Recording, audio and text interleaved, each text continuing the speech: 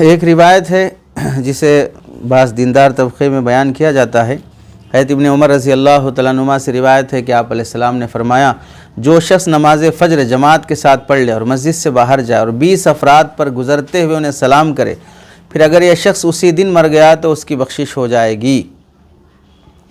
اسی طرح بیان کرتے ہیں یا کچھ اس میں اور ملاوٹ کرتے ہوں گے کہ ملاقاتیں وغیرہ کے لیے اس کو استعمال کرتے ہوں گے، من صلی الفجر فی جماعت وخرج من المسجد فمر ب20 نفسا فسلم علیہم ثم مات فی ذلک اليوم غفر لہ، یہاں تک یہ بات ہے۔ اور اس روایت کو حافظ سیوطی نے الزیادات علی الموضوعات میں نقل کر کے اسے من گھڑت قرار دیا ہے۔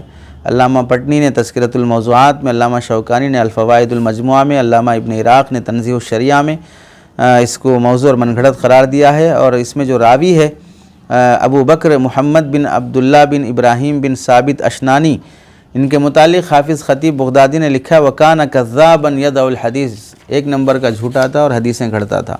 حافظ ابن جوزی نے الضعفاء والمتروکین میں لکھا ہے کہ دارقطنی اس کے متعلق کذاب اور دجال کہتے ہیں۔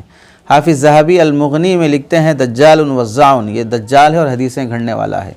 اس لیے اس روایت کو ان ائمہ حدیث کے جرح کی وجہ سے آپ علیہ السلام کی طرف منسوب کر کے بیان کرنا درست نہیں ہے۔ فجر کی نماز جماعت سے پڑھیں، بالکل تاکید ہے۔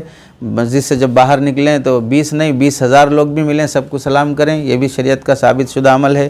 ملاقات بھی کریں، دعوت بھی دیں، مسجداری جماعت کی محنت بھی کریں، یہ سب اپنی جگہ پر صحیح ہے۔ باقی ہے کہ یہ حدیث اس طرح ثابت نہیں ہے، اسے بیان نہیں کرنا چاہیے، اور شاید اپنے اس طبقے میں اس طرح سے بیان کرتے ہوئے سنا بھی نہیں گیا ہے۔